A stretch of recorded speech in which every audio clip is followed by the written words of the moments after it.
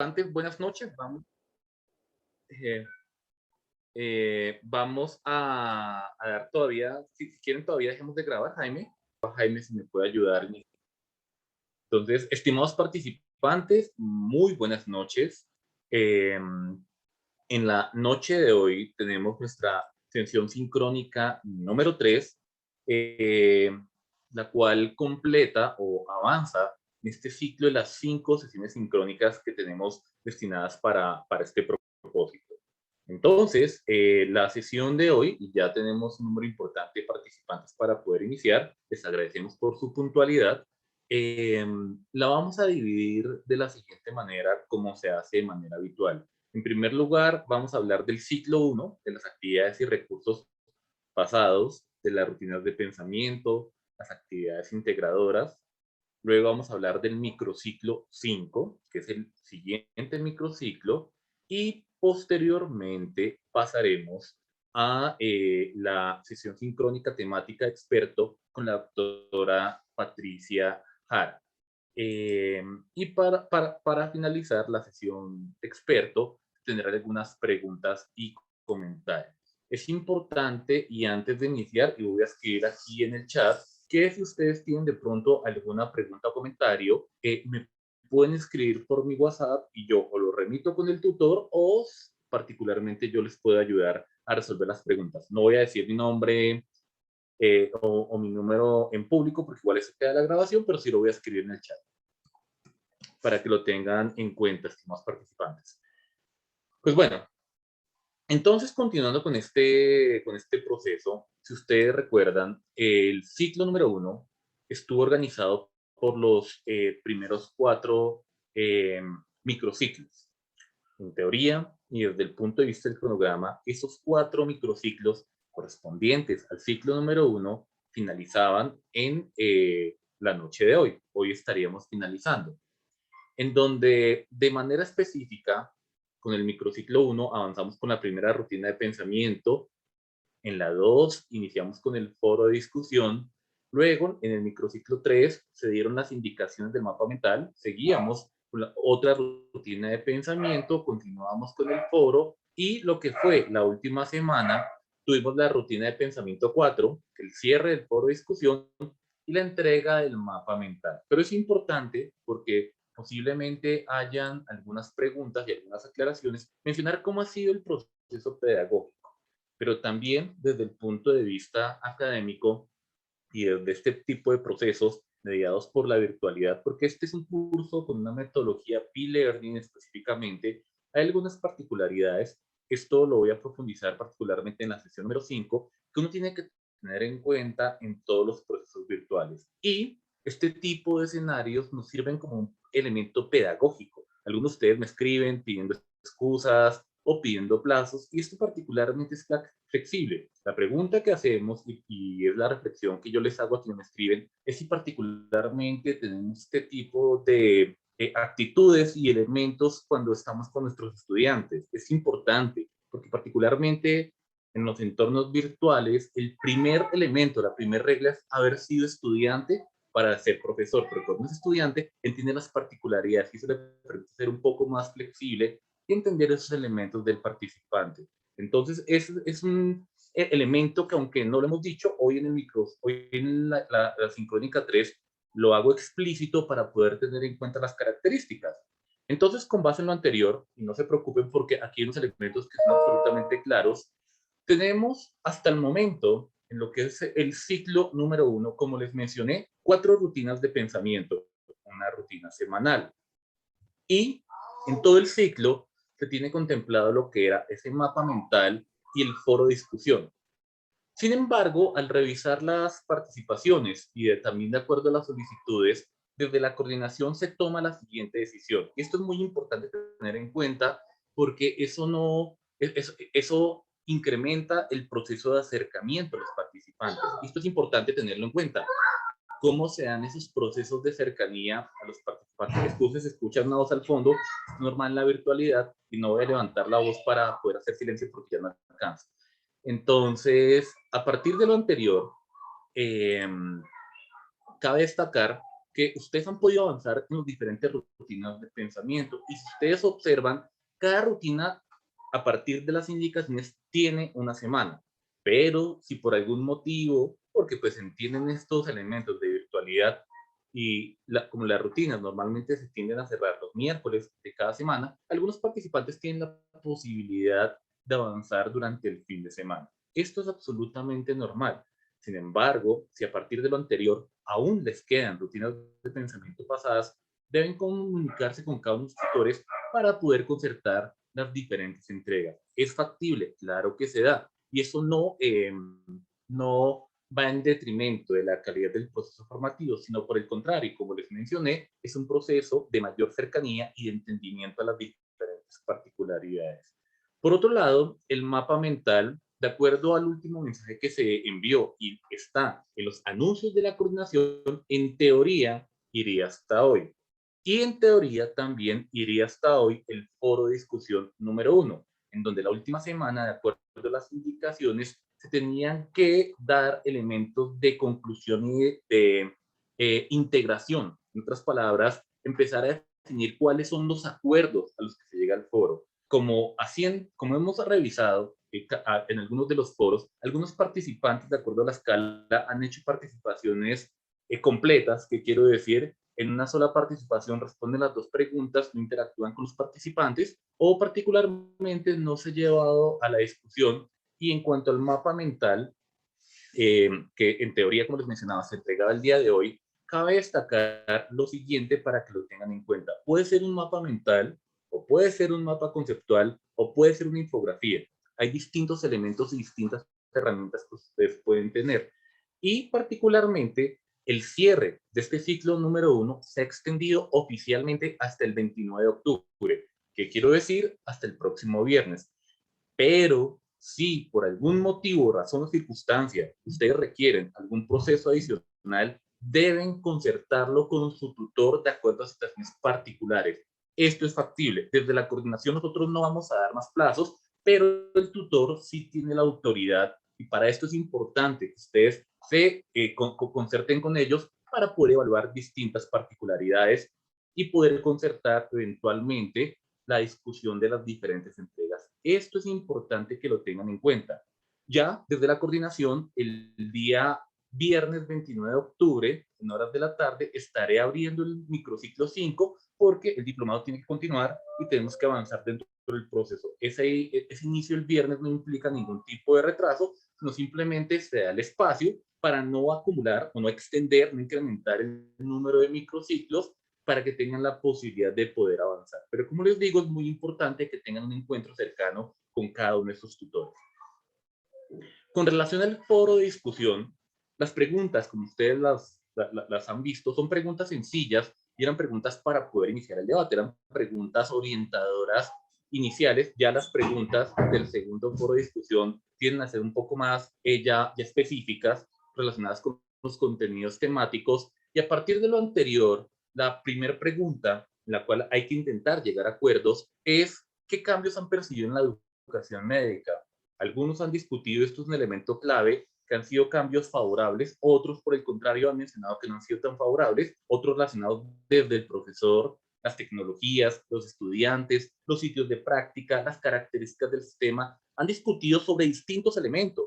Y a partir de ahí, una pregunta interesante, ¿cómo creen que va a ser la tendencia de la educación médica a futuro? ¿Qué favorecerá o limitará? Es importante, a partir de lo anterior, tener en cuenta la escala. La escala está en ese foro de discusión. Ya para el siguiente foro no se va a colocar la escala porque se entiende que aplica la misma escala, en donde se busca que ustedes hagan participaciones cortas, que puedan interactuar con sus compañeros. Lo más importante no es responder las preguntas de manera individual. Lo más importante es interactuar, llegar a acuerdos y a consensos. Y hasta el momento, algunos grupos han ido avanzando, pero es importante que vayan cerrando ese foro de discusión. Un foro de discusión, de acuerdo a la literatura, se tiene que resolver en 2 semanas y media. Esta oportunidad dimos 3, pero eventualmente muchos participantes no han tenido exposición ni conocen las reglas y por eso es importante tener en cuenta estas y otras características para poder avanzar.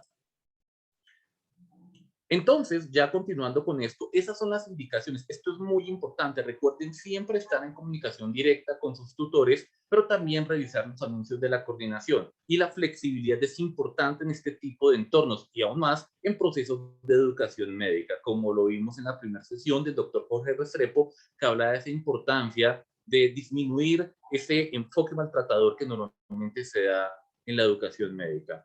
Ahora, ya al entrar al ciclo 2, y esto es importante mencionarlo, el ciclo que inicia desde el próximo viernes, el ciclo se va a enfocar en 3 microciclos, ya no van a ser 4 como lo hemos mencionado.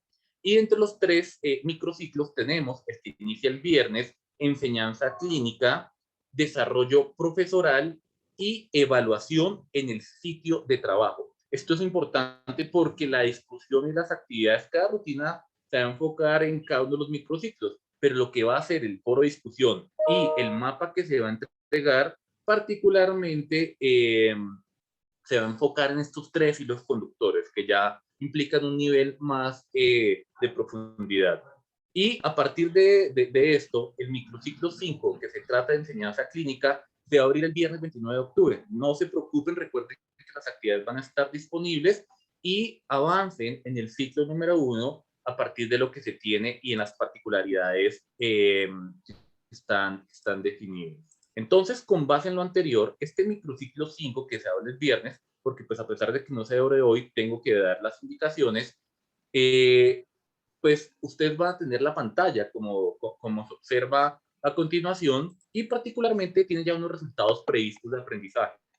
Reconocer los atributos de un verdadero profesor clínico en el sitio de práctica, identificar las principales estrategias de enseñanza a la cabecera del paciente, analizar la teoría de comunidad de práctica, la relación con rotaciones clínicas, estrategias que permitan plantear su práctica docente en el ámbito clínico y generar espacios de reflexión que permitan repensar la calidad en las rotaciones clínicas. Esos son los resultados previstos de aprendizaje. Ustedes van a encontrar el itinerario itinerario de aprendizaje en el cual ustedes van a ir avanzando y particularmente el recurso digital, esta oportunidad es uno, y aquí de una vez ustedes van a encontrar las actividades. Ya, a diferencia del microciclo 1, que era la apertura del ciclo 1, este microciclo 5 inicia con su rutina de pensamiento y de una vez nos vamos con el foro de discusión para desarrollarlo durante 3 semanas. Hay 3 preguntas orientadoras, mentira, son 2 preguntas orientadoras que son muy interesantes, que ya tienden a generar un poco más de profundidad en el abordaje que vamos avanzando. Y ya para finalizar, me pasé 3 minutos, pero pues no importa, le doy ya paso a la doctora Patricia Jara, quien nos va a ser nuestra conferencista experta de la noche de hoy. Recuerden que en el chat están los datos, me pueden escribir al WhatsApp por si tienen alguna duda o inconveniente a partir de lo que acabo de mencionar para no interrumpir la sesión de la doctora Jara.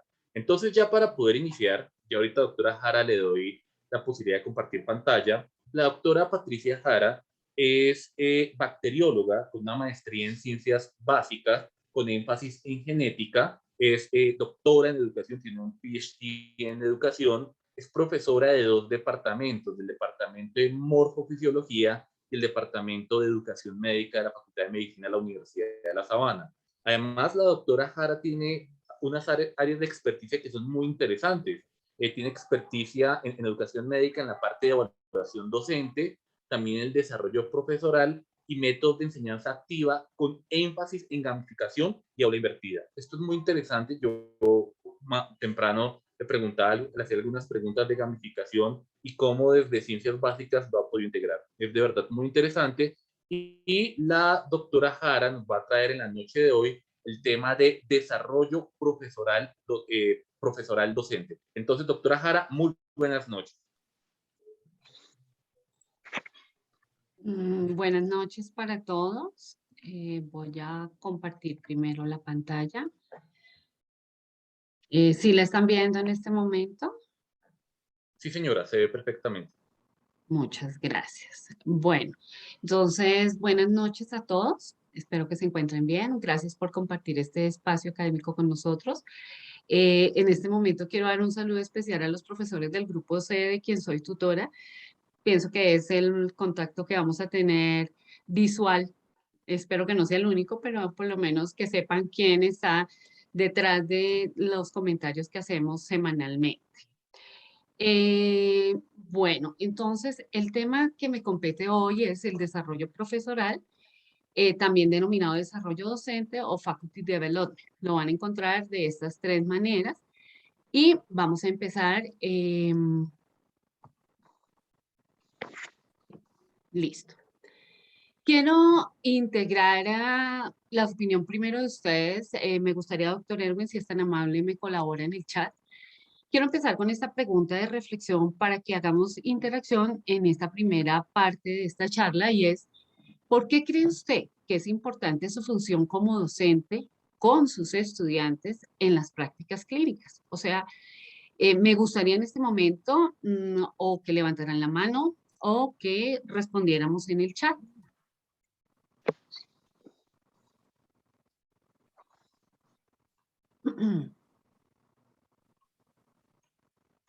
Están muy tímidos.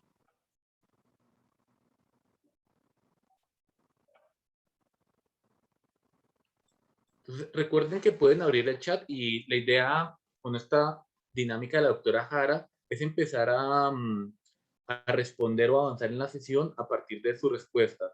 Recuerden que aquí no hay respuestas correctas o incorrectas. Entonces, una pregunta acá importante que ella establece acá es, ¿por qué creen que es importante la función como profesores con sus estudiantes en las prácticas clínicas? Esto lo hemos ido discutiendo. Entonces, por favor, en el chat puedan irlo documentando. Inclusive levantaron la mano. Marta Álvarez levantó la Sí, mano y ya Marta empezaron a escribir. Álvarez. Buenas noches, Marta. Cuéntanos. Buenas noches.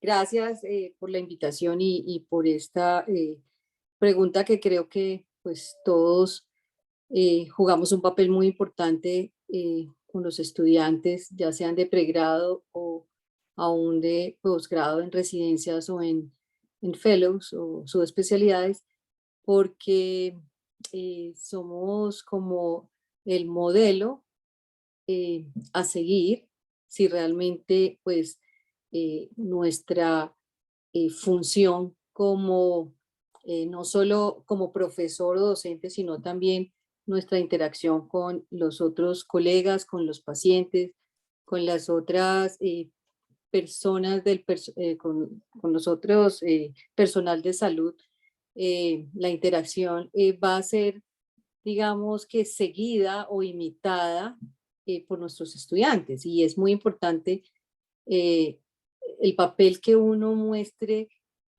ante ellos, la seguridad o también la posibilidad de que ellos no sientan temor para preguntar, para interactuar en un equipo, que generalmente pues uno trabaja en equipo.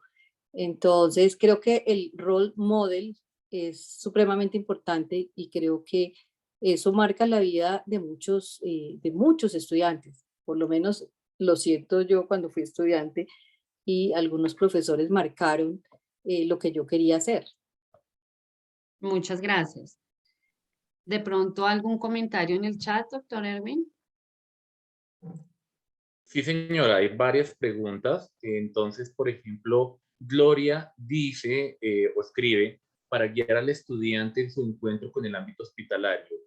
Iván Mauricio escribe porque nos comportamos como fuente de inspiración y también de adherencia para tener buenos estudiantes interesados en estudiar, así como para motivarlos a continuar siendo buenos estudiantes y buenos médicos. Marvin establece porque es el momento para aterrizar los aprendizajes básicos en la práctica clínica, desarrollar habilidades de humanización y de ver las dudas que se dan al lado del paciente. No todo está escrito en los libros. Carolina, es importante por el impacto a futuro que tendrá aquello que logremos enseñar a nuestros estudiantes, no solo por su desarrollo profesional, sino por la respuesta o tratamiento que le haremos a nuestros pacientes, lograr realmente dar respuesta a sus necesidades específicas.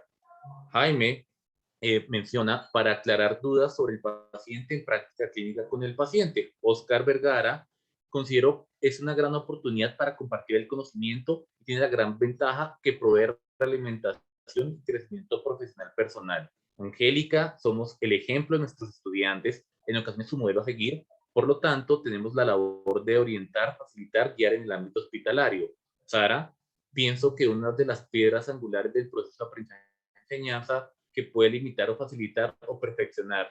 Diego, porque somos ejemplo para los estudiantes, podemos dejar conceptos claros y podemos ofrecer las herramientas para que se desenvuelva en la futura práctica en la que se tienen que enfrentar. Y hay 14 mensajes más, mi doctora, no sé, que inclusive siguen avanzando, que empiezan a resaltar Gloria, Nina, Jairo, Oscar, Jessy, Enrique, Julia, Lorena, y siguen apareciendo más y más y más, en donde mencionan esa importancia de vincularse, de la respuesta a los pacientes. Entonces es importante poder avanzar dentro de la dinámica. Sí. Entonces, le doy el espacio, doctor. Gracias. Entonces, primero, pues agradecerles. Es de pronto una manera para romper el hielo y para darnos cuenta que esta charla es para ustedes. Alguno de ustedes, de los participantes dentro del diplomado, decía que quería hacer esto de una manera muy práctica. Así organicé esta charla y espero que a través de esta pregunta y a través de toda la charla que he hecho para ustedes, porque es para ustedes, de verdad sea muy aplicable la práctica docente y a ustedes especialmente profesionales de la salud en una práctica clínica. Pues sí, realmente lo primero que a mí se me vino a la cabeza, a la mente, perdón, cuando hablamos de la función como docentes en prácticas clínicas, es poder, alguien utilizó una palabra, aterrizar a estos estudiantes. Ellos vienen de unas aulas, de unos ambientes de aprendizaje muy cerrados, donde no han tenido contacto usualmente con pacientes. Son muy pocas las facultades de medicina donde ellos pueden tener contacto. Y realmente todo este conocimiento, ¿cierto? Y hasta el momento que estamos viendo esa gran brecha que hay entre básicas y clínicas, que consiste en eso, ¿no? Que en los primeros semestres se les dé toda la fundamentación teórica para posteriormente enfrentarse al ámbito clínico. Por lo cual, quiero recalcar el gran papel que tiene un profesor en clínica. Es el primer contacto que tienen en general los estudiantes con sus pacientes, ¿cierto? Aquí me parece importante recalcar, resaltar una situación que nos pasó en la Universidad de La Sabana. Tuvimos una excelente estudiante y cuando llegó a quinto semestre, no, apenas se enfrentó al campo clínico, no pudo. O sea, esas competencias que necesitaba desarrollar en el campo clínico no las pudo desarrollar, no, se retiró de la carrera. Fue esos casos curiosos. Entonces, es importante tener en cuenta ese rol, ¿sí? Y ese papel tan importante que tienen ustedes cuando el estudiante viene con tantas expectativas de solo una fundamentación clínica para enfrentarse a sus pacientes y a lo que realmente es el mundo real. ¿Listo? Lo segundo, es cierto, es un ejemplo, ¿sí? Em, Dentro de las funciones que ustedes tienen o que me parece a mí es que como ustedes se muestran a estos estudiantes, van a ser modelos para ellos. Es tanto así que muchos de los estudiantes escogen su especialización dependiendo del especialista que les ha caído bien o con el cual han podido interactuar de mejor manera. Entonces, en este momento, esta pregunta nos da a entender la importancia que es un docente clínico, ¿vale? Bueno, quise tomar a Miller como referente, primero porque él nos comenta, es curioso que muchas de nuestras responsabilidades más importantes, hablando en todos los aspectos de la vida, las abordamos sin una preparación significativa. Él no solamente lo habla desde el campo pedagógico y disciplinar, sino también del personal. Y decía que una de las grandes responsabilidades de la vida cuando se decide tomarlas es el matrimonio. Y no había una preparación significativa para esto. De igual manera, hace el paralelo con ser educador. Cuando se empieza a ser educador, pocas veces se enfrenta a esta responsabilidad que nos da como profesionales con una preparación que realmente, ¿sí?, nos permita desempeñarnos en su totalidad. Desde la primera conferencia, el doctor Restrepo lo comentaba para que nos demos cuenta de la ilación que tenemos en este diplomado, que muchas veces empieza a ser docente con solamente la experiencia disciplinar que se tiene y con los modelos de los profesores. Por eso hoy, la conferencia de hoy nos invita a que ya ustedes que han empezado, digamos, este diplomado, y me imagino que han tenido otras preparaciones de formación o formaciones, puedan eh, ir complementando su crecimiento personal y profesional.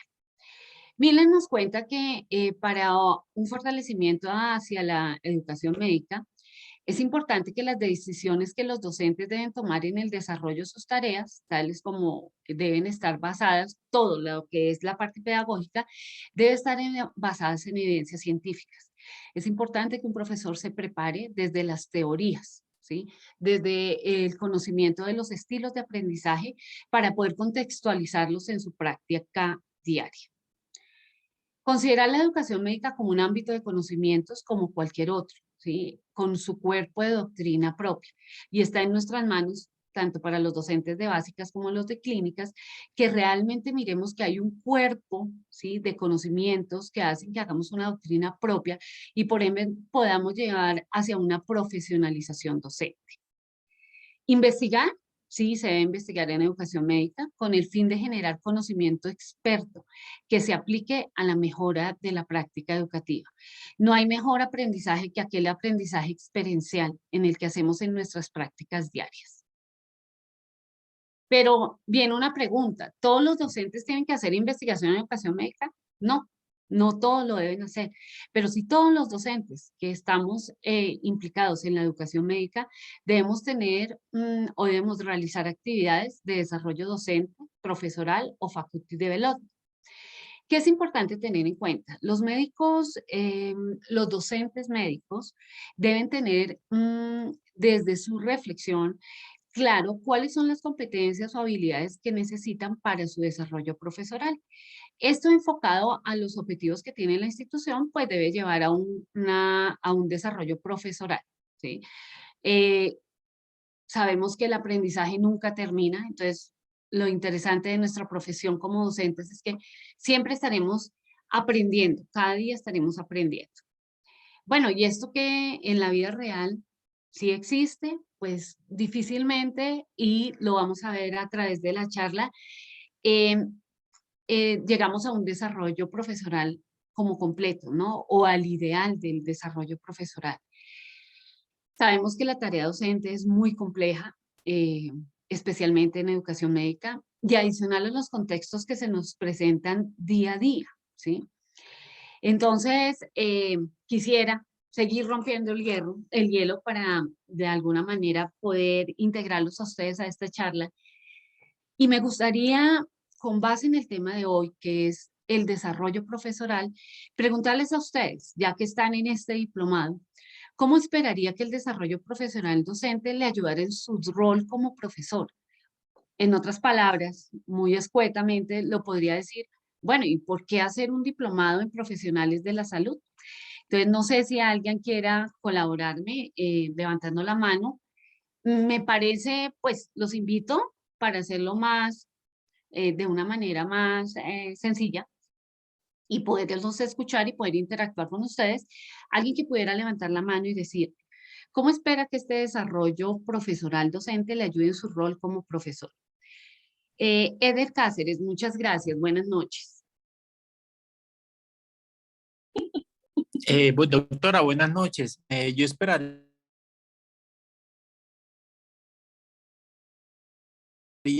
más partícipes de su proceso de aprendizaje y de formación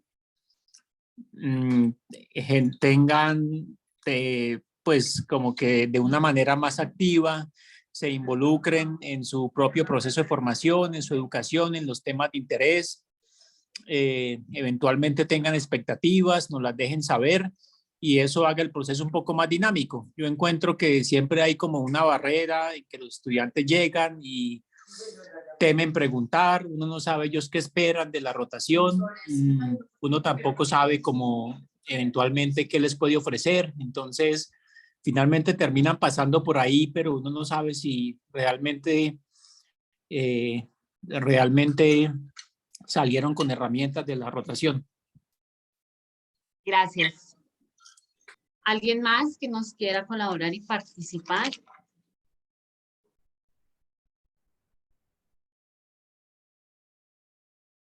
¿Algo en el chat, doctor Erwin? Hay una mano levantada, pero no veo el nombre. Germán Franco. Sí, Germán Franco. Cuéntame, Germán, buenas noches. ¿Qué tal, doctora? ¿Cómo va? Muy bien, gracias.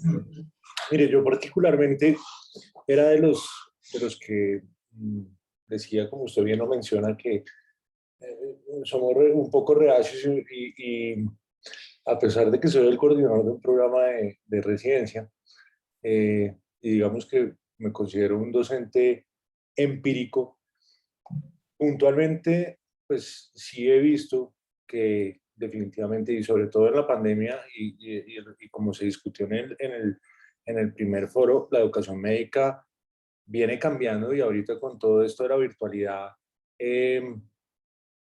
pues digamos que nos arrolló, tocó cogerlo, mirar, bueno, muestra a ver cómo funciona, e ir probando, pues digamos que ahí vi la necesidad de tener ciertas herramientas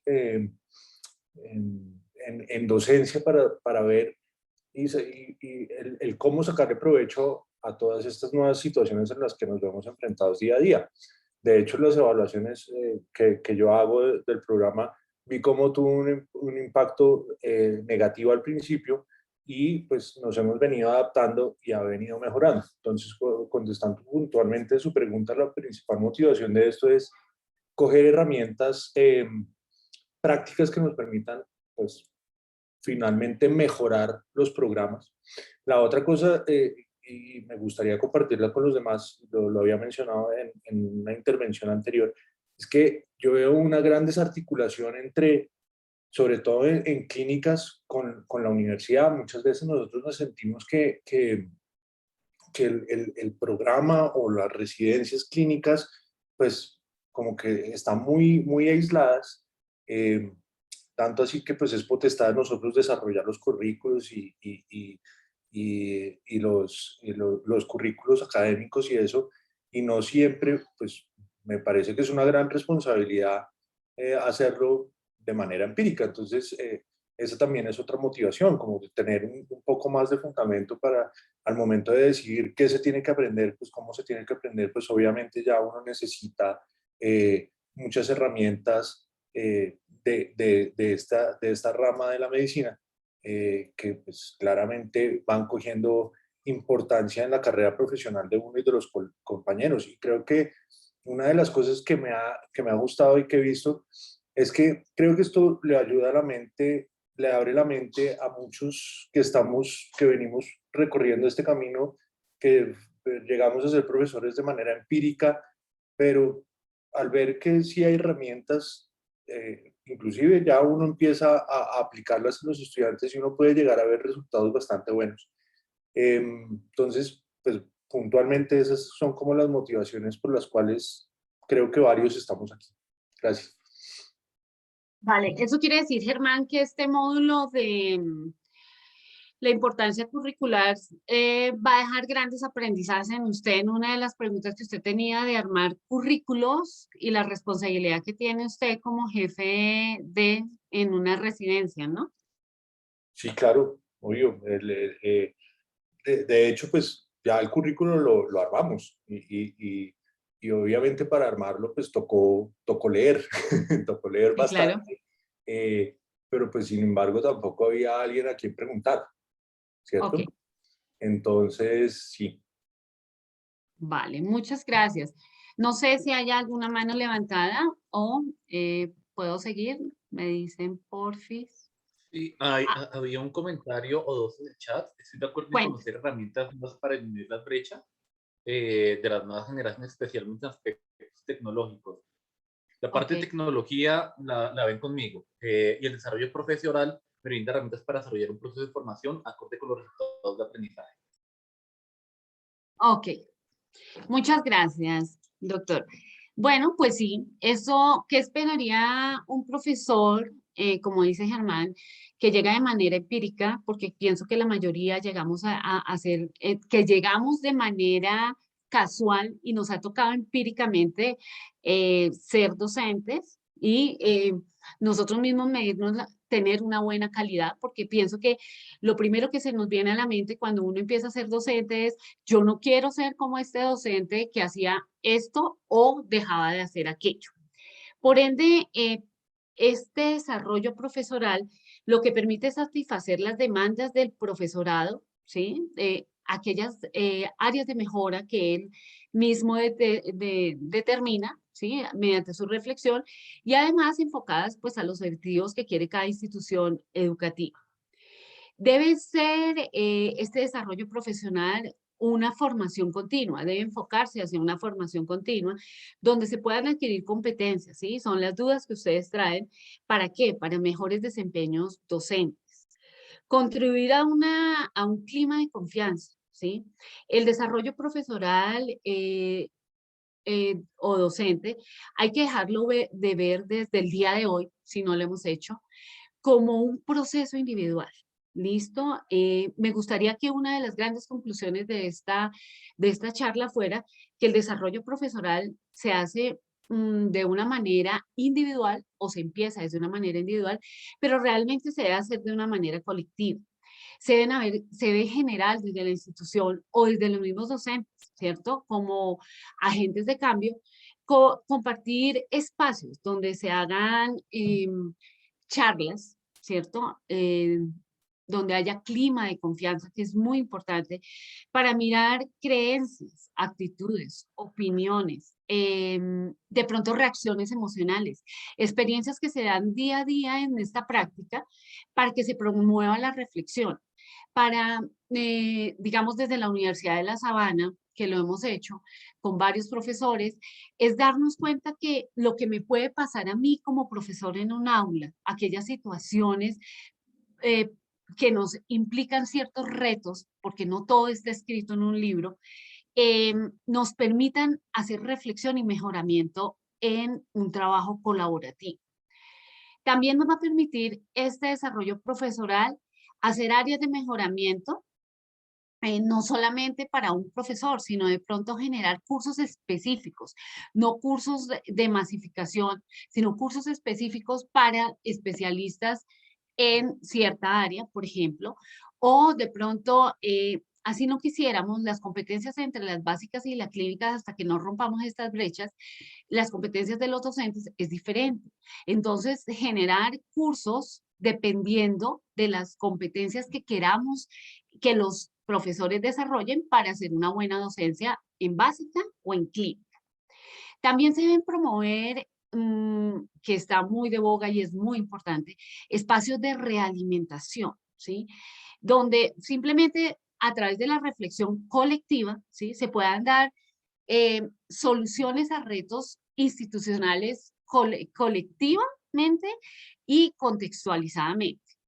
¿Para qué? Para en últimas generar una cultura de desarrollo, una cultura que permita que todos estemos en la misma onda, por decirlo de alguna manera, que hacer una formación docente, hacer un curso, no es obtener conocimiento fragmentado, como usualmente está sucediendo, sino ir hacia los objetivos que la institución desea, ¿vale?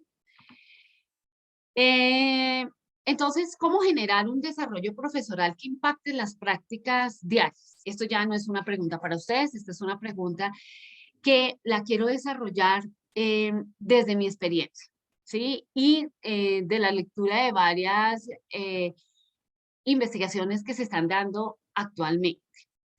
Bueno, este desarrollo profesoral, entonces, para que sea de verdad impactante, para que realmente un desarrollo profesoral se dé de manera individual y colectiva en una institución, debe tener un requisito, debe ser requisito para ser docente. ¿Qué sería interesante? Que las facultades de medicina, todas las facultades de medicina, miren cuáles son las competencias que deben tener desde su perfil docente, que ha sido difícil tenerlo cada institución, pero desde ese perfil docente, mirar cuáles son las competencias y por ende desde el primer día de que se acepte un docente en la facultad, se le indique que debe tener un plan de formación dependiendo de los objetivos que se planteen. por ende, debe desarrollar ciertas competencias y ciertas habilidades que deben ser importantes para la enseñanza en esta educación médica. Tener un desarrollo profesional sostenible, eso quiere decir que sea continuo, ¿sí? Que este desarrollo sea desde las necesidades de sus docentes y de la institución. Un desarrollo profesional sistemático. ¿A qué se refiere esto? Un desarrollo profesional sistemático es importante porque requiere que de una u otra manera esté alineado a las necesidades del docente, cuando se habla de sistemático es que sean cursos que realmente necesite el profesor y que no sean solamente puntos para llegar a ser escalafonado, ¿cierto? O para tenerlos en cuenta en la evaluación semestral que se hace. Un desarrollo profesional ajustable, ¿sí? El profesor Germán decía algo que conecta con lo que voy a hablar ahorita y es lo siguiente. Nos vamos a dar cuenta que desde un principio hasta la fecha de hoy, con todos los cambios que hemos tenido en nuestro contexto educativo, situaciones como el COVID, ¿sí? Pues hace que los profesores tengamos que desarrollar competencias dependiendo del contexto cambiante que estemos enfrentando. Estos desarrollos profesionales deben tener actividades que desarrollen diferentes formatos y modalidades. Entonces, ya no solamente vamos a estar en una modalidad asistencial, ya tenemos que hablar de sincrónico, de asincrónico, de híbrido, de high flex, ¿cierto? Y estas actividades deben incluir a que el docente entienda cada uno de estos nuevos términos que estamos utilizando en nuestra educación médica. Actividades que estimulen, ¿qué? Que realmente estimulen al profesor. No hay cosa más aburrida que a uno le pongan a hacer un curso que uno no quería, por un lado, o que peor todavía, toque hacerlo como requisito para. Entonces, estas actividades tienen que estimular al profesor a que reflexione realmente sobre su práctica, a que se dé cuenta cuáles son aquellas competencias que realmente le hacen falta para ser un buen docente, pero que la institución, al ser él una persona que pueda mirar cuáles son sus competencias, no sea discriminado, ¿sí? O que no sea parte de una evaluación docente juzgativa, sino que al contrario sea una forma de que la institución pueda potencializarlo en el área que él se quiera desarrollar. Todo esto va a llevar a que se tengan comunidades de práctica. Este término a mí me parece muy importante. Porque yo les comentaba, el Faculty Development no es un desarrollo individual, tiene que ser un desarrollo con trabajo colaborativo, donde haya un dominio. Este dominio se refiere a que se generen competencias dentro de esa comunidad, ¿sí? Es una comunidad que se reúnen porque tiene un interés importante, ¿sí? El interés de nosotros sería hacer una buena enseñanza para tener un buen profesional de la salud en el contexto de la sociedad actual. Entonces, a eso se refiere el dominio, tener un interés común. La comunidad se refiere a que nos vamos a integrar uno con otros y de una manera abierta se va a poder hablar de aquellos retos, de aquellos problemas, de aquellos inconvenientes, áreas de mejora que se puedan lograr. Y la práctica es porque aquellas comunidades de práctica hacen que sea tan fácilmente entendible el problema que los retos que nos presenta en nuestra práctica docente diaria puedan llegar a determinar de una manera u otra cómo se pueden llegar a solucionar en conjunto. Entonces, cuando nosotros hablamos específicamente de ese desarrollo, o sea, si yo les mostrara acá a este desarrollo profesional sistémico, deberíamos tener en cuenta para hacerlo de una manera práctica que ese desarrollo profesional sea sistemático y contextualizado y queremos aplicarlo en nuestra institución, pues primero, hacer una planeación. Segundo, una implementación y por último, una evaluación y feedback. Como todo proceso que queremos que sea efectivo, debe tener una buena retroalimentación. Cuando planeamos un desarrollo profesional, ¿sí? Tenemos que ir a cada institución. O sea, esto es tan específico que dependiendo del contexto en que nos encontremos, de los estudiantes y del perfil que se desea de ese profesor, pues se debe identificar el problema o los problemas, los dilemas que no hacen que haya o que exista una buena enseñanza, ¿Cuáles podrían ser las áreas de oportunidad a nivel individual y colectivo? ¿Y qué necesidades realmente es que requieren hacer, quieren suplir estos desarrollos profesorales? Entonces, en última, la pregunta sería, ¿para qué montar formación docente, cierto?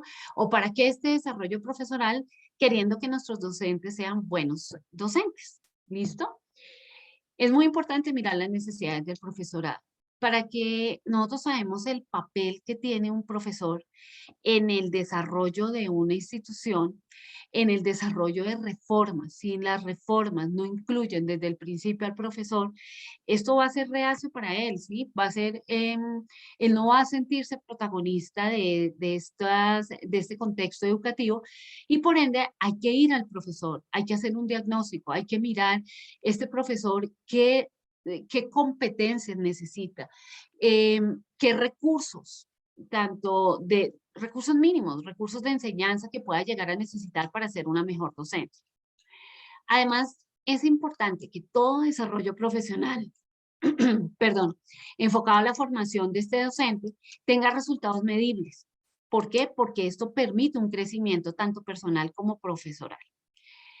¿Cómo no se implemente? Pues hay que mirar cuál es la mejor implementación. Entonces, tener en cuenta, así como nosotros tenemos en cuenta los estilos de aprendizaje de nuestros estudiantes, es importante que el desarrollo profesional o esta formación que se quiere implementar en esta institución tenga en cuenta cuáles son las mejores estrategias educativas, cuáles son las clases de metodología que se pueden aplicar dependiendo de la edad, ¿sí? Porque no es lo mismo, ya hemos entendido con andragogía, por ejemplo, que no es lo mismo darle o pedagogía a un niño en edad escolar que a nosotros como docentes. Y por último, con base en estos resultados medibles, ¿cierto? Que nosotros tenemos, poder evaluar la efectividad, ¿sí? Mirar realmente a través de la opinión de los mismos docentes si los resultados que se obtuvieron eran lo que se quería. Además, en esta implementación es importante que el profesor, después de este desarrollo profesoral, tenga espacio. O sea, una propuesta que se hace es de pronto de esa agenda académica que un profesor que tuvo competencias, digamos que a ustedes les llama mucho la atención con lo que han comentado en TIC, ¿cierto? Y entonces tenga su espacio donde pueda implementarle, ¿cierto? Donde no vaya a ser juzgado y al contrario, se cree un comité de expertos que pueda decirle, qué bueno que usted hizo esto, pero hay que mejorar pues ciertas cosas que podrían enriquecer su práctica docente. Siempre tener en cuenta la opinión de los participantes para su mejoramiento continuo. Pero digamos, dentro de este desarrollo profesoral, llama la atención en una primera instancia que Harden y Crosby en el 2000 implementaron 12 funciones docentes, ¿sí? Dijeron, estas son las funciones que debe tener un docente. Realmente son 6 que se identifican. Y un docente desde el 2000, estamos hablando del 2000, del año 2000, tiene que ser un facilitador, tiene que ser un modelo, tiene que ser un proveedor de información.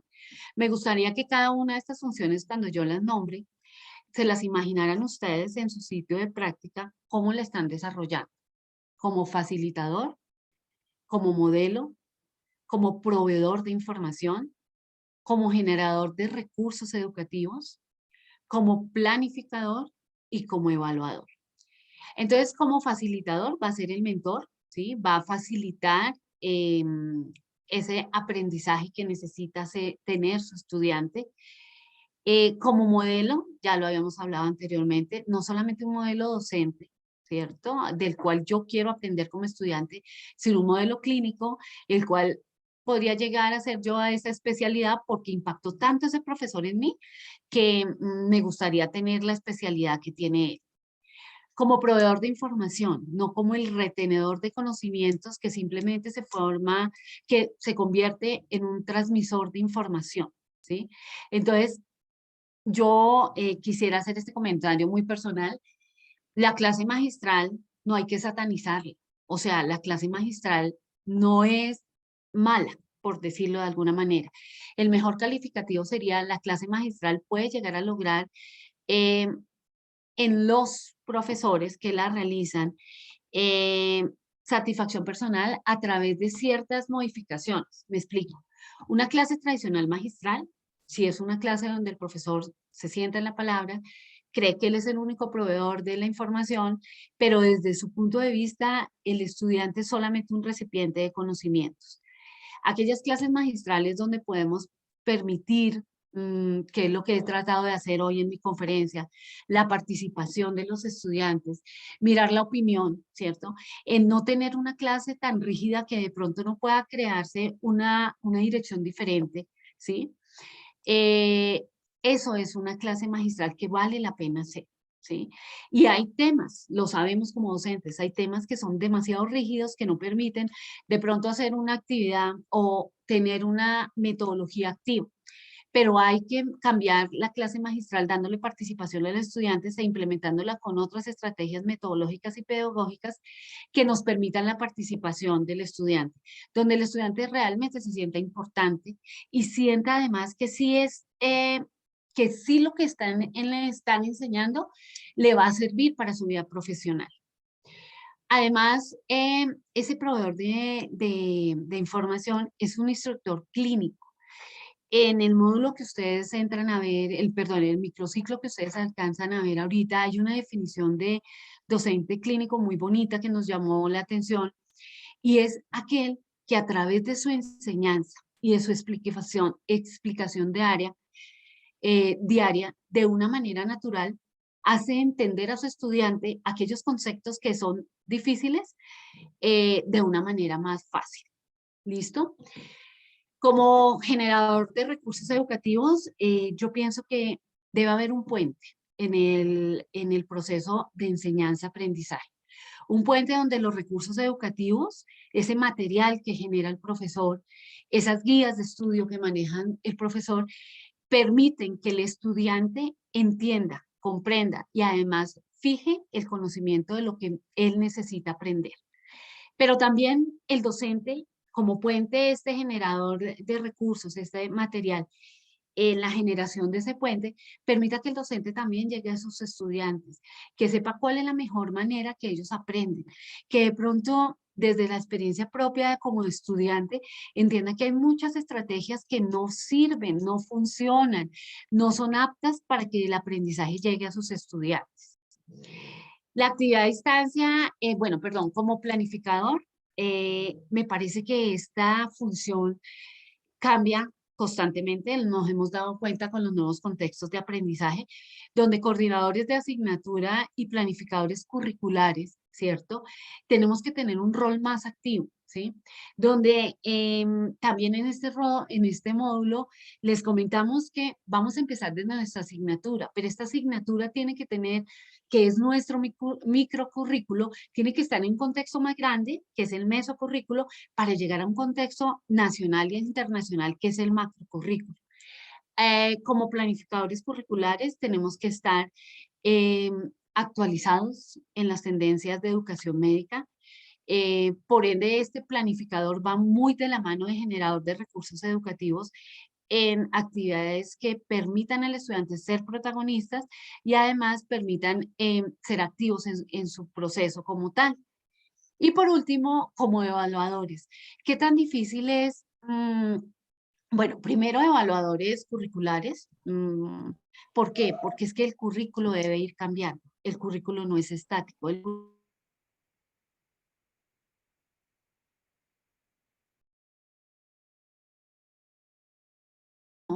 El currículo tiene que ir acorde a las necesidades de la sociedad, acorde a las necesidades de los pacientes. Y como evaluador de estudiantes, nosotros tenemos que ser coherentes, que la forma de aprender, la forma de enseñar, es decir, aquellas metodologías que nosotros estamos enseñando, a pesar de tener grupos grandes, a pesar del contexto que no sea favorable para la enseñanza, no podemos llegar a ser una metodología de enseñanza activa para ir a ser evaluada por un TEC de selección múltiple. ¿Listo?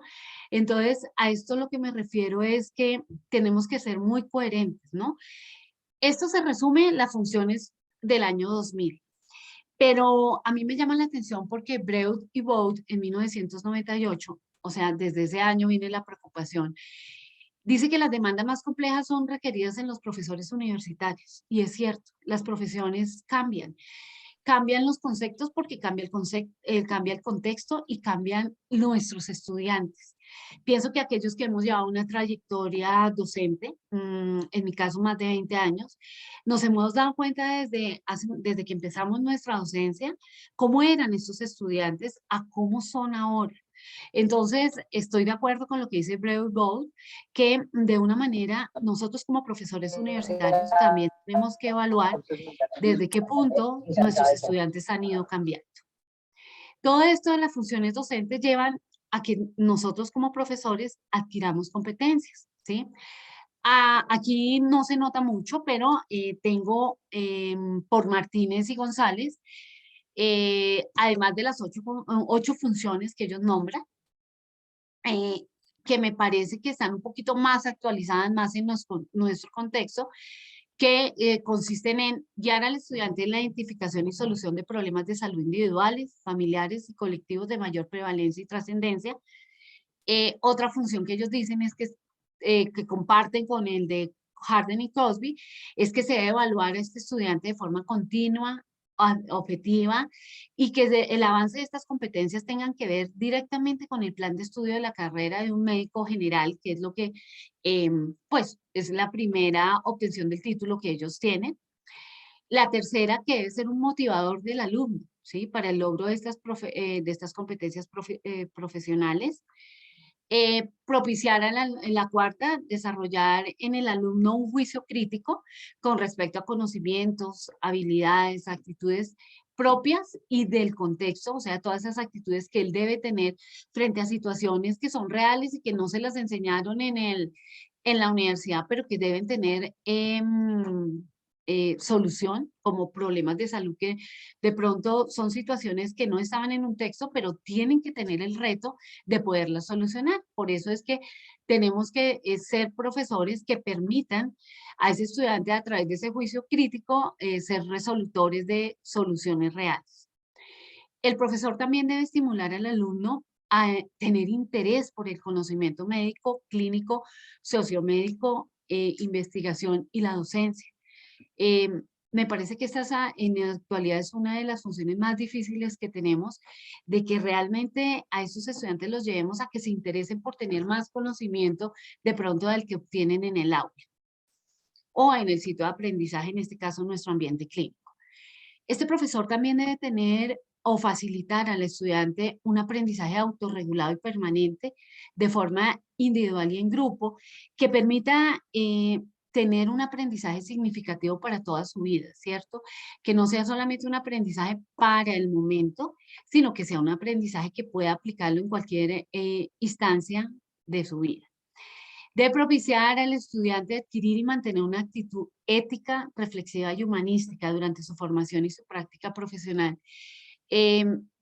Estas experiencias que tienen en el campo clínico, en su práctica, tienen que ser tan impactantes en este estudiante que él debe tener conciencia, ¿cierto?, de cómo debe ser su actitud frente a la reflexión que él hace, ¿sí? Obvio que siempre para propiciar pues el mejoramiento de su aprendizaje y siempre para el buen trato de su paciente. Y por último, Martínez y González proponen que de manera permanente el docente tiene que tener una actividad docente activa, igual que el estudiante, que debe ser de acuerdo a unos estándares establecidos y a unas tendencias pedagógicas actuales. Entonces es una invitación al profesor docente en su docencia clínica, perdón, invitarlo a que de una u otra manera siempre esté actualizado. Bueno, pero entonces, teniendo yo en este momento unas funciones, unas competencias, es importante saber cuál es el perfil del docente que se quiere. Entonces, lo que hace un docente es adaptarse al perfil que quiere su institución, ¿cierto? Y por ende, la institución debe generar unos procesos de evaluación y feedback por consiguiente para saber cómo está haciendo su práctica docente este profesor. Entonces, primero venimos a una práctica, la más usual es la práctica hecha por los mismos estudiantes, ¿no? Usualmente, dependiendo cómo se logre esta práctica, dependiendo de los instrumentos que se utilicen y el sentido y objetivo que se tiene, pues muchas veces el profesor se siente en riesgo, ¿no? Si le aunamos a esto la evaluación que le hacen sus jefes. Eh, Hay otra clase de evaluación, o sea, el proceso de evaluación docente se basa en 3 procesos. Una evaluación docente por pares y por jefes, perdón, por estudiantes y por jefes, una autoevaluación y una evaluación por pares que está ahorita en boga y que quiero hablar un poquito de ella. La primera que les comentaba es la que más se tiene en cuenta. Ustedes van a literatura y usualmente la opinión de los estudiantes es importante. Estoy de acuerdo desde el punto de vista que son ellos los que realmente ven, nos ven a nosotros en acción, ven cuáles son las estrategias, ven qué tan importante es para nosotros nuestro estudiante y por último ven cómo es la enseñanza que nosotros damos. ¿Sí? Entonces es importante, pero puede verse sesgada, ¿sí? Usualmente son estudiantes que se encuentran en la adolescencia y por emociones o sentimientos pueden verse sesgadas. Referente a la autoevaluación, es importante tener en cuenta que la autoevaluación no llegan y son pocos los sitios o las facultades de medicina en la revisión que he realizado donde la autoevaluación de verdad se hace de una manera reflexiva.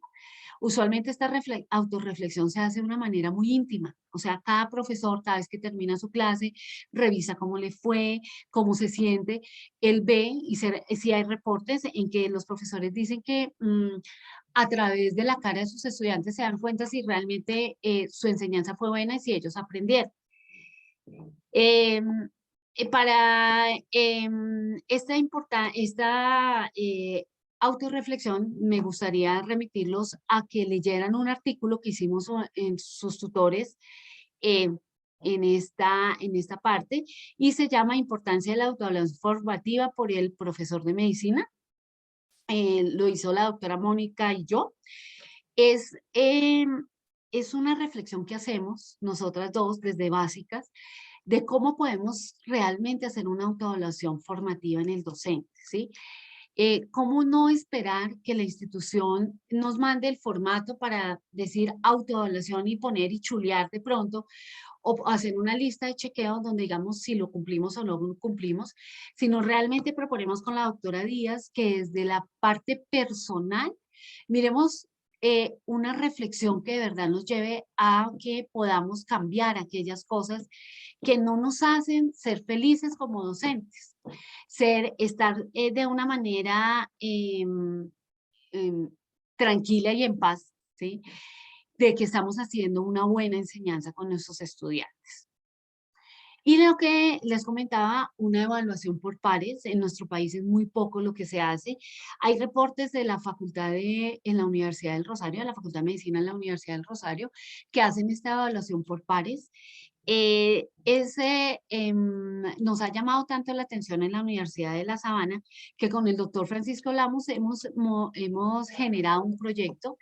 Lo estamos haciendo curiosamente en clínicas. Se abrió una convocatoria en tiempo de COVID, o sea, cuando estábamos encerrados para hacer reflexión, estábamos en aislamiento y empezamos a hacer esta evaluación por pares. ¿Qué puedo decir yo en este momento que estamos terminando ya esta investigación? Que es muy enriquecedor y a través de ese clima de confianza que estamos pidiendo y que me parece a mí tan importante desde el inicio de esta conferencia, se han generado procesos de evaluación donde yo puedo ser observado y también puedo ser observador, donde en ese clima de confianza yo puedo de verdad ver cuáles pueden ser aquellas áreas de mejora, ¿sí? Mías, y que además yo pueda expresarle a mi compañero qué puede llegar a mejorar él, ¿sí? Pero desafortunadamente la vida real es otra. Entonces, nosotros tenemos fragmentado todos estos procesos de evaluación. En la mayoría de las instituciones se hace una retroalimentación, sí, por los jefes, donde se pide que se hagan cursos o que se mejoren ciertas competencias. Hay algo que en el artículo que nosotros hablamos con la doctora Díaz, que me parece importante y por eso lo traje a colación, es a nosotros como docentes nos vienen midiendo competencias de tipo profesionales, disciplinarias, de saber, pero muchas veces se nos olvida, o a las instituciones les olvida, que somos seres humanos. Últimamente en educación médica y en educación en general, está tomando importancia las emociones de los profesores. Y pienso, y quiero generar una reflexión en este momento, que es importante tener en cuenta nuestras emociones. Un profesor que module, que autorregule y module sus emociones es un buen profesor. Y es una de las competencias que de pronto, de una u otra manera, se nos ha olvidado colocar docente. En este momento, donde hemos estado en una situación de COVID, donde hemos estado aislados, se están reportando artículos, más que todo me llama la atención, en Filipinas, en Japón, en Europa, donde se están teniendo muy en cuenta las emociones de los profesores, ¿sí?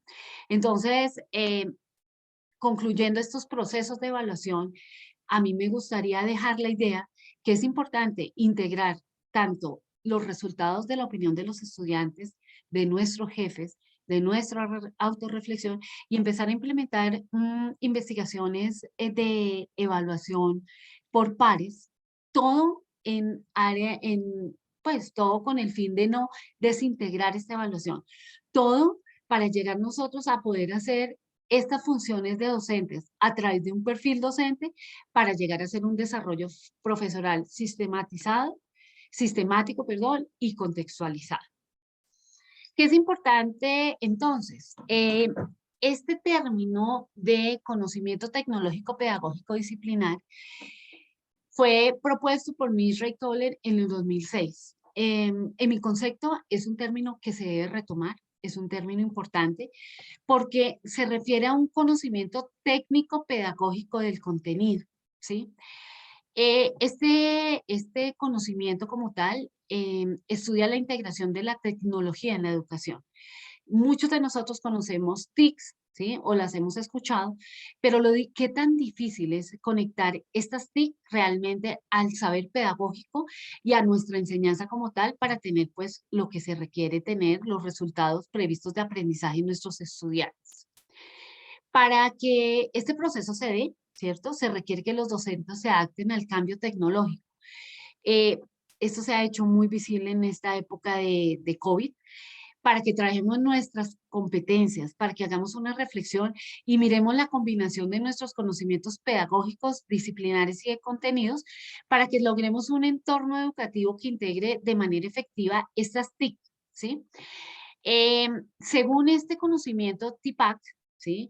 Los maestros disponemos de 3 áreas de conocimiento. Una disciplinar o realmente de contenido, es lo que impartimos de la clase, entonces cada cual tiene su conocimiento disciplinar. Otro, que es el conocimiento pedagógico, que va a ser las diferentes metodologías o formas de enseñar que aplicamos en el área, perdón, en el aula, y el conocimiento tecnológico, que son aquellos recursos y herramientas tecnológicas que se utilizan para enseñar los diferentes contenidos. Entonces, eso es porque este modelo TIPAC nos permite que unamos estos conocimientos, que no lo hagamos de manera aislada y que con ellos podamos interrelacionar nuevas áreas de conocimiento. ¿Listo? Que si se nos presentan retos como los que se han presentado en estos últimos 2 años, podamos integrar este conocimiento tecnológico, pedagógico, disciplinar y resolver los retos de diferentes maneras y de forma efectiva y asertiva, tomando decisiones curriculares, tecnológicas y pedagógicas, como lo vemos en este gráfico, de una manera integral. Bueno, todo esto pues va a llevar a que de alguna manera nos sintamos profesionales de la salud. Me causa curiosidad cuando a uno le preguntan qué profesión tiene. ¿Por qué no decir que además de la profesión disciplinar somos docentes? Es una pregunta que quiero dejarle a ustedes. Cada cual la resuelve desde una forma muy reflexiva, porque es que el profesor tiene que ser un profesional ya docente. Ya tenemos que aprender a enseñar en grupos pequeños y grandes. Tenemos que enseñar en la clínica. No será en mucho tiempo que esta brecha básica clínica se pueda superar, ¿sí? En eso estamos. Se debe facilitar la enseñanza, se debe planificar el aprendizaje, se debe desarrollar y utilizar recursos docentes, ¿sí? Que permitan evaluar no solamente al estudiante, sino a los programas. Se debe generar investigación en educación médica que realmente enriquezca, ¿sí? Ese desarrollo profesional en relación a la docencia, tener en cuenta el papel del profesor en el sistema sanitario y universitario, un papel de un rol social, ¿cierto? De un profesor innovador, de un profesor que cambia circunstancias que han venido dándose durante mucho tiempo, pero que puede llegar a impactar en la sociedad. Que debe tener habilidades para la toma de decisiones en función de la mejor evidencia disponible. Ahorita los invitaría a que miráramos lo que se está usando ahorita de competencias informacionales, donde los docentes debemos de alguna manera adquirir estas habilidades para que los estudiantes puedan recolectar, ¿sí? Analizar e implementar la mejor evidencia posible. Tener actitudes adecuadas de comprensión, ¿cierto? Tener responsabilidades éticas y legales y enseñarle esto a nuestros estudiantes. Mirar los principios educativos que rigen, ¿sí? O sea, estar a la vanguardia, mirar teorías de conocimiento, mirar teorías que nos permitan realmente a través de evidencia ser buenos docentes. Y esto todo, ¿para qué? Para que tengamos una identidad. Hablamos mucho de la profesionalización docente y pienso que es importante tener una identidad como profesionales docentes y específicamente de nuestra área de educación médica, donde integremos lo personal, donde integremos lo social, nuestro rol social, donde también se integre en la parte profesional docente y donde se mire el contexto. ¿Listo? Todo esto hace que ahora este gráfico, lo que quería yo o lo que quiero yo hacer entender es que esta identidad, ¿cierto? Que nosotros tenemos es una elaboración propia y colectiva, que donde nosotros podamos identificarnos realmente como un docente, o sea, que estas habilidades, que estas competencias, que el desarrollo de un perfil docente, que tengamos un desarrollo profesoral, permitan decir, identificar qué es un docente en educación médica. Por ende, debe haber una relación entre el desarrollo docente y los fines de la educación médica. Y todo empieza con un desarrollo profesoral, docente, un desarrollo profesoral o docente o faculty development, donde se integre la docencia, la educación, la administración, la investigación. ¿Qué quiere decir esto? Se tengan en cuenta todos los roles o funciones que tiene el docente para que de una manera asertiva se haga esa formación en aquellas competencias que requiere adquirir el docente del siglo XXI para mejorar el aprendizaje en este estudiante, en este futuro profesional, teniendo profesionales competentes y dedicados que realmente resuelvan retos reales del siglo XXI y que no, en últimas, esto irradie en la mejora de los resultados de nuestro paciente. Esta sí es una pregunta, creo que el profesor Germán se me adelantó un poquito, pero esta sí es una pregunta que me gustaría compartir con ustedes y que ustedes, más bien, que ustedes compartieran conmigo su respuesta. ¿Cuál cree que es su función? ¿Cuál cree que es su función como profesor con sus estudiantes en nuevos espacios de aprendizaje como el planteado por el COVID-19? Entonces, quiero que miremos un poquito qué nos ha pasado como docentes desde nuestra práctica diaria en estos 2 años, ¿cierto?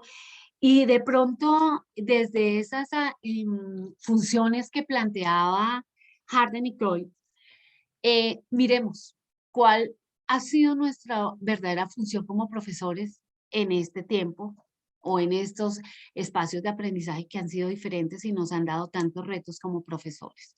Entonces, me gustaría escucharlos.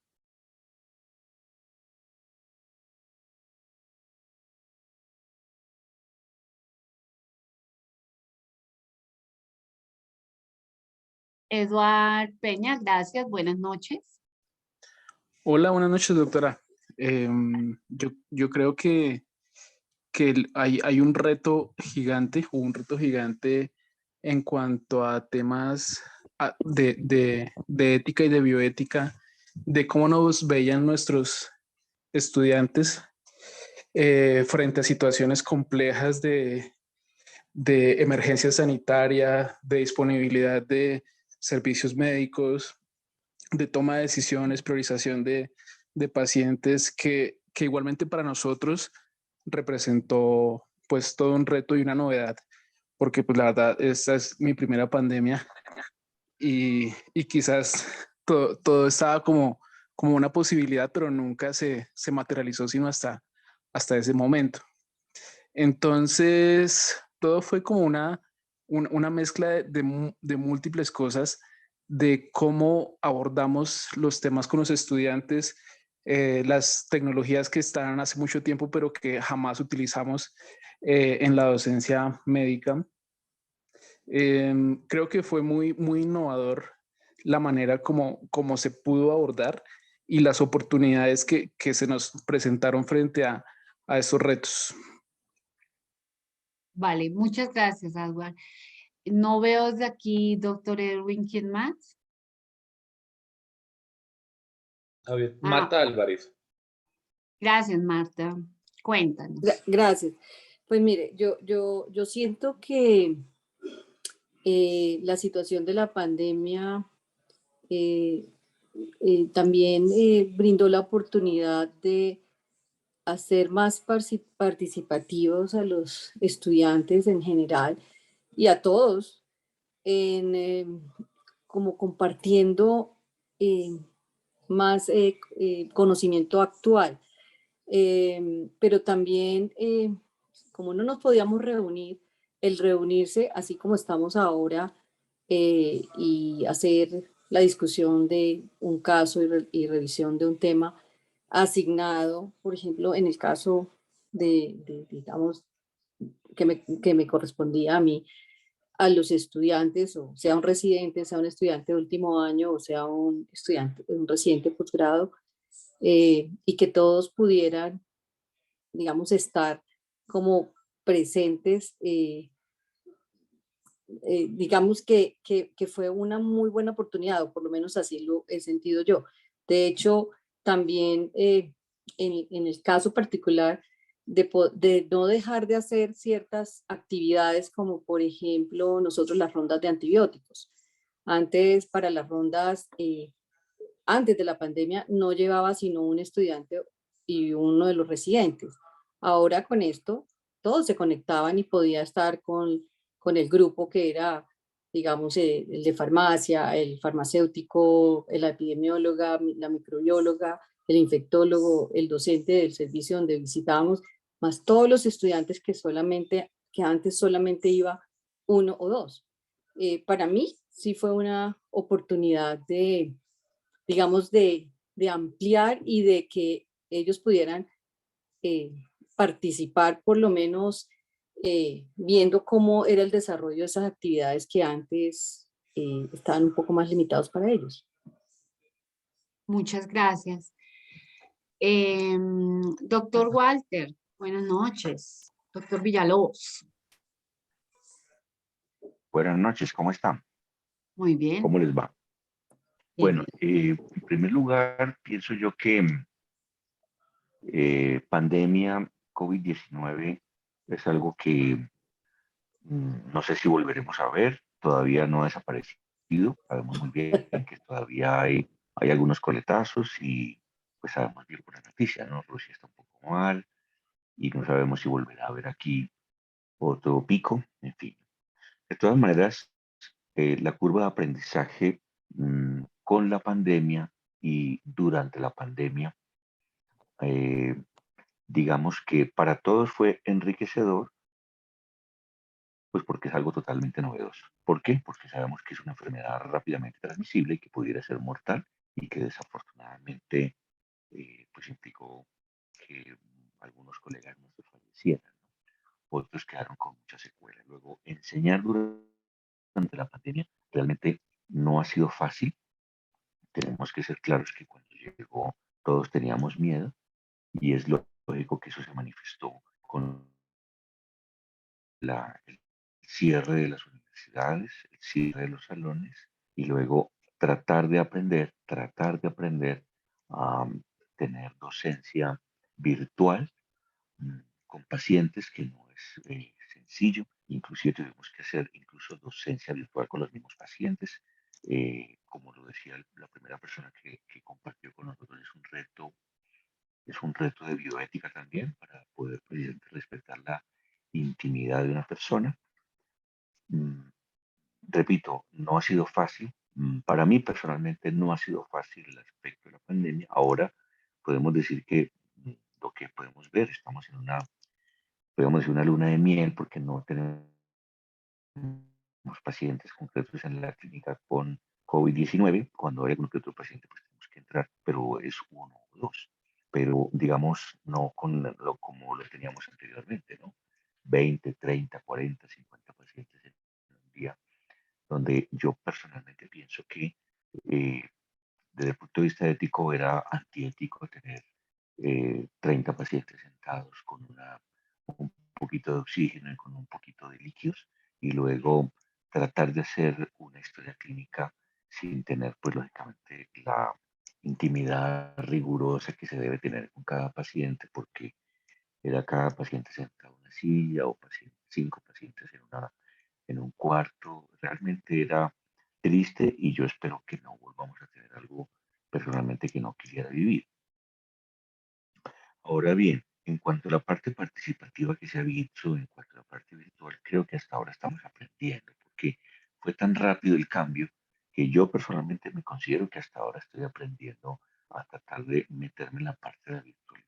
Y no es que no sea amigo, sino que sencillamente es algo innovador que pienso que como algunos colegas nos cogió totalmente de sorpresa y hemos tenido que hacerlo sobre la marcha. Y no ha sido fácil, ¿no? Lo hemos visto, por ejemplo, con los estudiantes que han llegado, digámoslo así, entre comillas, sin ser nada peyorativo, fruto de la pandemia, y es lógicamente un estudiantado que le ha costado mucho, porque no es lo mismo dar una clase virtual sin nosotros tener todavía esa preparación y luego exigirle a un estudiante que está ahora con nosotros y decirle si ya aprendió, cuando naturalmente hemos tenido que volver a hacer un reaprendizaje con esos muchachos, ¿no? Entonces yo pienso que hasta ahora estamos aprendiendo y yo diría que lo que tenemos es que tomar esas experiencias que ha habido entre todo lo que hemos visto para tratar de potenciar, porque como han dicho muchos virólogos, esta es la primera pandemia de ese tipo. Cuando dicen la primera, quiere decir que puede que vengan otras. Y el objetivo tiene que tener para nosotros claro, de manera que tengamos algo que usted en algún momento trate de corregir, pero pienso que sí se debe incluir, que es sistemático. Tenemos que tener algo sistematizado de lo que vamos a hacer en un futuro, porque puede volver a pasar. Y tenemos que tener herramientas claras, porque así como hay países que dicen no queremos volver a cerrar por el aspecto económico, pero muy probablemente si viene una pandemia tan grave como esta, probablemente puede que toque en un momento determinado. Y cerrar una universidad, cerrar unas aulas es muy complicado, créanme que es muy complicado.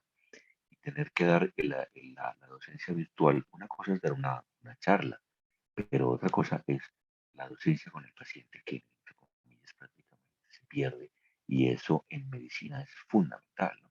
Por eso digo que hasta ahora estamos aprendiendo. Yo personalmente hasta ahora estoy aprendiendo. Me considero una persona totalmente aprendiz en esta.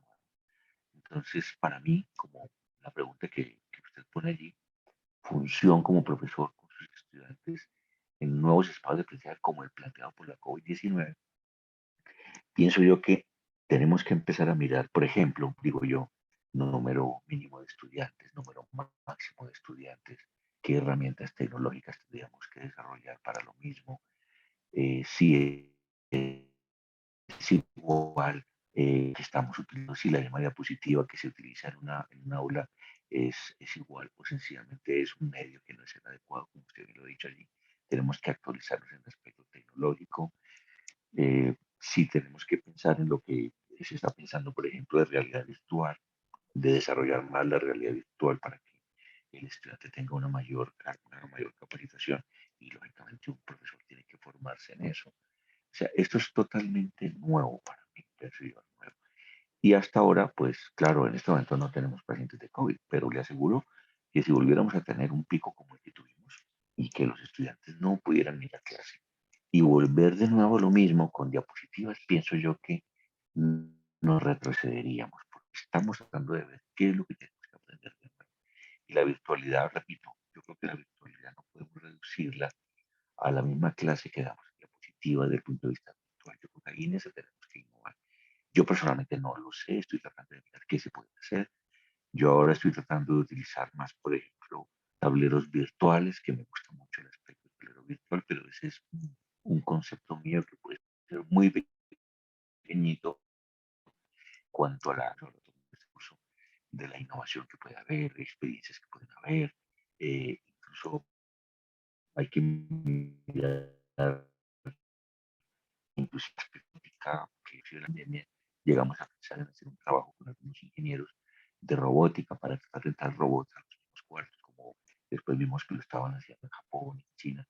Pero fijamos que hasta ahora eso está empezando. Son cosas muy costosas que naturalmente nosotros todavía no tenemos toda la infraestructura en el sentido económico, pero pienso que tenemos que pensarlo. Y es muy bonito, o sea, para mí es un challenge, es como un reto que tenemos que tener, pero también es un reto que también tiene que estar basado en la realidad que tuvimos y no decir que todo fue positivo, porque yo personalmente pienso que no. O sea, para mí fue muy triste lo que pasó. Lo que estoy viendo ahora de los estudiantes que no pudieron estar con la parte presencial y cómo no tenemos las herramientas todavía completas pues para tratar de mirar qué se puede hacer con un estudiante, no es fácil. Eh, tenemos que ser optimistas, sí, pero también tenemos que ser muy realistas en el sentido de que un estudiante que estuvo con un semestre virtual y la mayoría de veces con muy poquito, recuerdo también 1 o 2 veces al semestre, muy poquito, pues lógicamente es muy difícil con esta persona porque, repito, nos cogió literalmente sí una preparación, que es lo que estamos haciendo ahora. Y yo pienso que este espacio de la parte de lo que estamos haciendo ahora, eh, está diplomado en educación, pienso que tenemos que verlo desde ese punto de vista. No es solamente la técnica pedagógica que ha pasado, sino cómo me voy yo a enfrentar. Si yo pudiera decir, si yo pudiera retroceder el tiempo de lo que pasó en este momento y pudiera tener unas herramientas ya mucho más con experiencia docente, pedagógica, etcétera, yo cómo lo haría.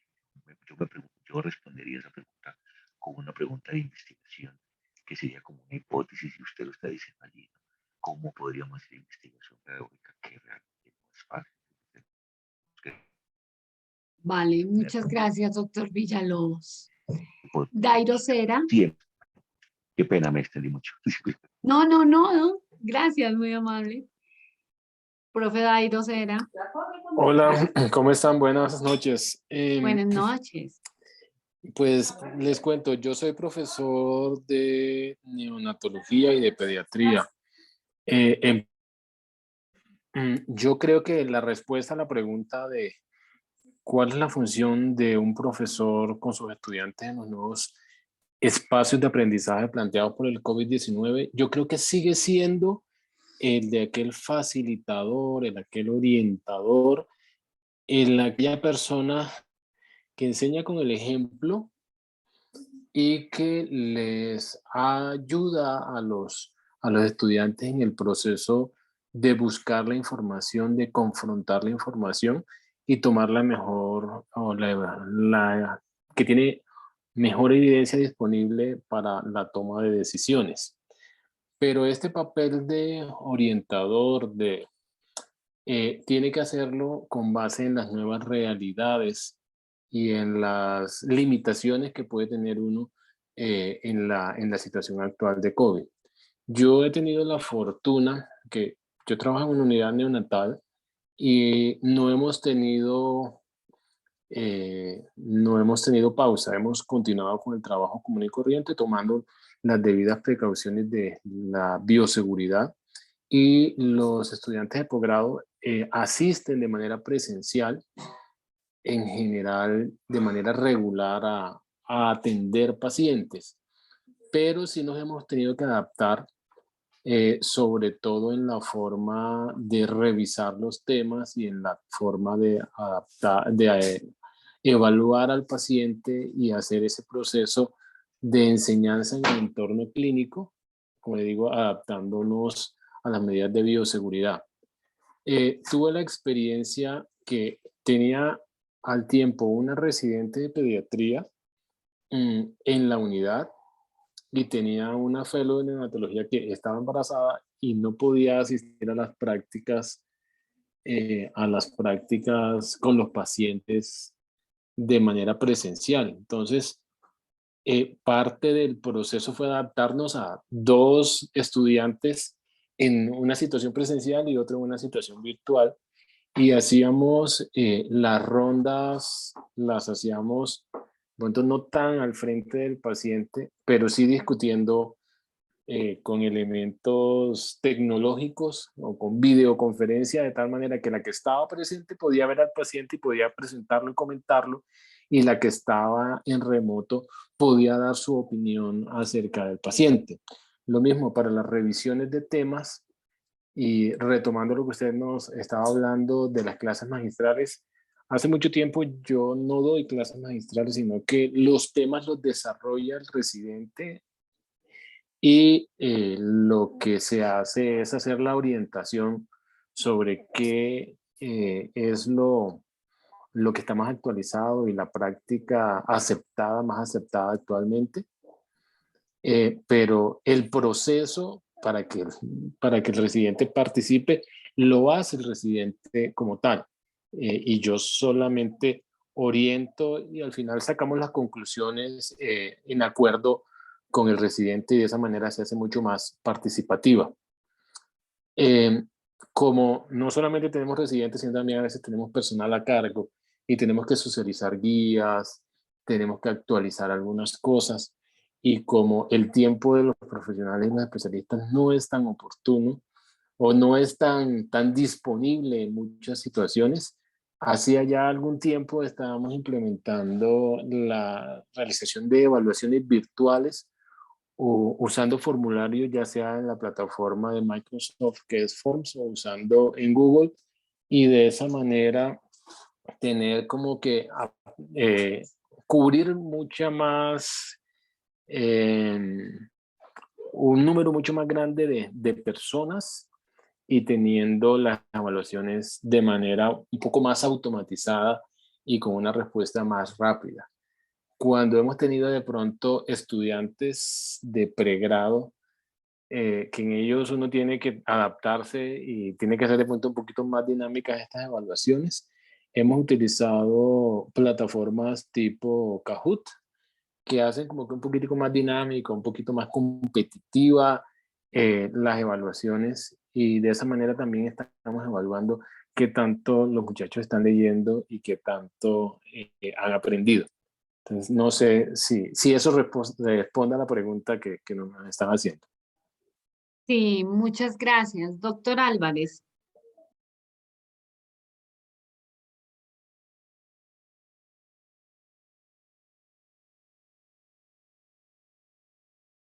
Doctor Álvarez. Ay, no, yo no levanté la mano, creo, pero di un comentario. Aló. Y cada ¿Aló? vez, Perdón, un o es otro segundo. doctor Álvarez. Ah, ya, listo. José Álvarez. Hola, buenas noches. Buenas noches. Buenas noches, No, gracias. no, yo Doctor, buenas noches. solamente quería remontarme como al pasado y al presente, ¿no?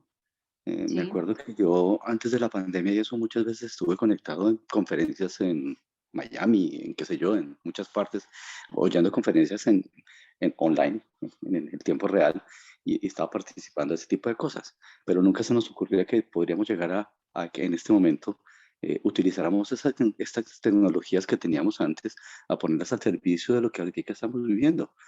Entonces tenemos ese contexto de que las teníamos, pero no las sabíamos utilizar o no se nos había ocurrido. Y resulta que también nuestros estudiantes ahorita son bastante tecnológicos. Es impresionante cómo ellos manejan todo este tipo de tecnología y le pueden servir a uno para realizar toda la parte de docente y eso. Y entonces uno se convierte más en un orientador, un aprendedor, uno aprende este tipo de cosas y eso, y nos vamos dando las herramientas unos a otros para poder estar presentes en un mismo momento, dadas las circunstancias. Obviamente que el contacto directo con el paciente es muy importante, pero fíjate que hemos empezado a utilizar lo que teníamos desde hace rato y a sacarle más provecho y más jugo. Gracias, doctor. María del Portillo.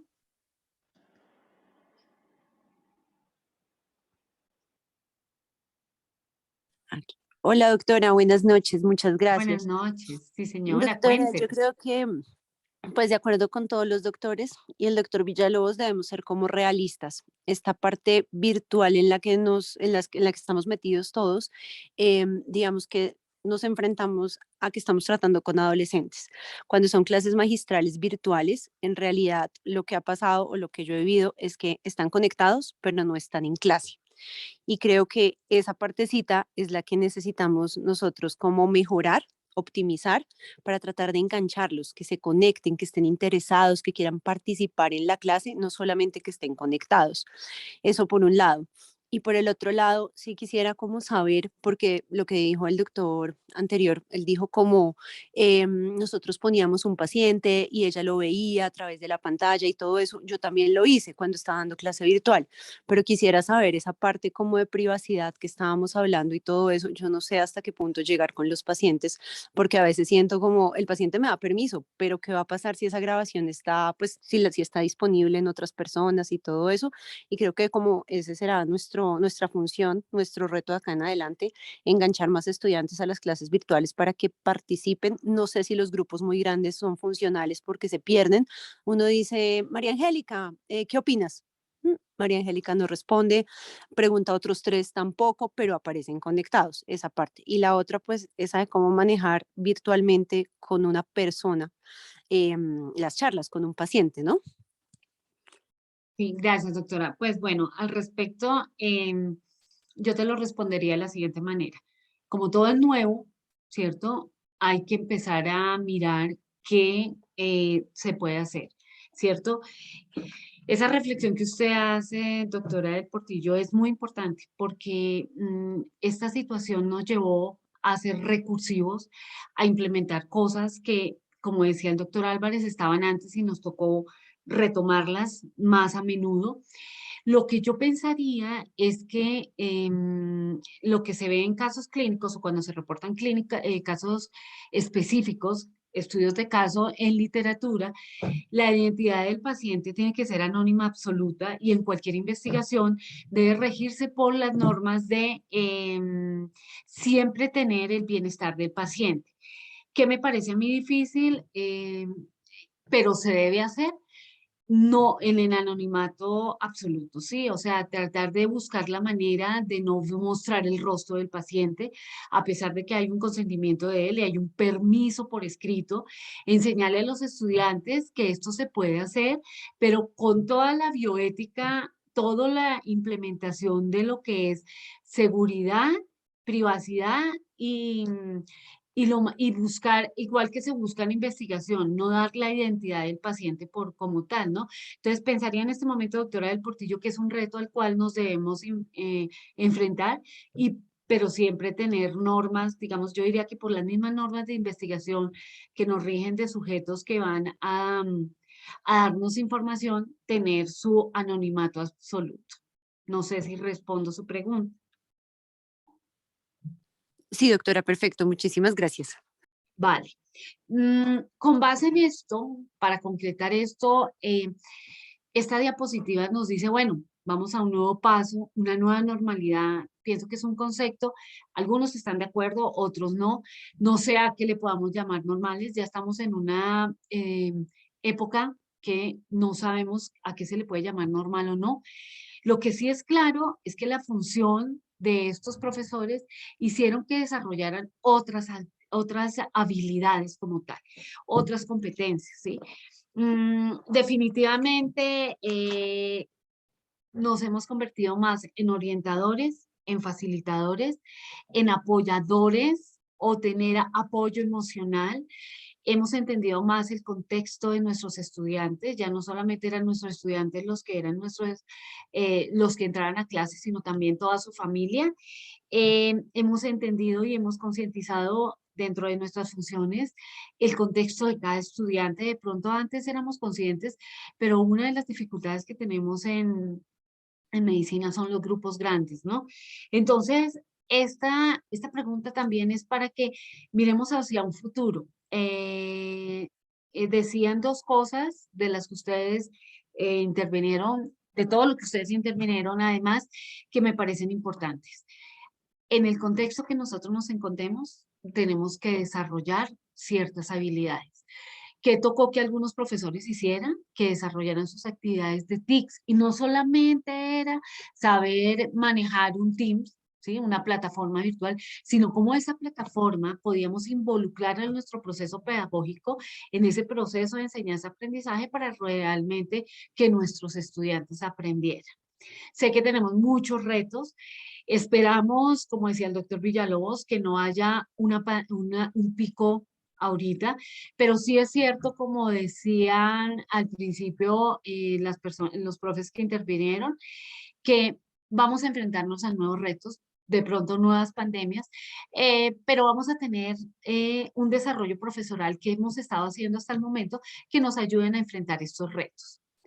Por eso, en este momento, me gustaría invitarlos a leer una de las investigaciones que hicimos con la doctora María Inés, donde reflexionamos los docentes de básicas ciencias. El artículo fue una catarsis realmente, o sea, lo cuento como una experiencia, fue una catarsis que hicimos con la doctora María Inés Maldonado, donde nos preguntábamos cuál era nuestra función desde ciencias básicas, ¿sí? En esta pandemia.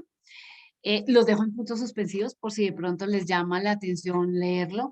Sé que compartimos y esta charla de hoy era para eso, para compartir muchas de las experiencias, para que nos demos cuenta que esto también es un desarrollo profesoral, el poder nosotros hacer comunidad, expresar lo que hemos vivido, tener los mismos sentimientos, expresar nuestras experiencias, pues nos permite ser mejores docentes. Ya para terminar, quiero dejarles una pregunta. Todo este desarrollo profesoral, las funciones que cumplimos, los retos que tenemos, nos hacen pensar qué es lo mejor de ser docente. Pienso que cuando somos apasionados como docentes, el desarrollo profesional que vamos a tener es solamente una herramienta y a pesar de los tiempos, porque es entendible. Y es entendible más en un docente clínico que tiene una función asistencial mucho más fuerte que de pronto los que podemos estar en básicas. Tener un desarrollo profesoral se hace hasta ciertas ocasiones por el contexto mucho más difícil. Pero antes de hacer su desarrollo profesoral o al paralelo como lo están haciendo ustedes, en paralelo como lo están haciendo ustedes, realizando este diplomado, yo los invitaría a que en este momento pensaran y dejarlo como reflexión, ¿qué es lo mejor de ser docente? En mi caso solamente respondo cuando yo puedo ver la sonrisa de mis estudiantes y sé que después de dictar una clase, ellos entendieron, pienso que ese día solamente, sin analizar otro, puede ser una herramienta para que mi estudiante aprendiera algo, ¿sí? Puede ser ese puente que yo les comentaba para que mi estudiante aprendiera algo. Pues agradezco a ustedes su atención, su participación. Y no sé si hay alguna pregunta, algún comentario en el chat, doctor Erwin.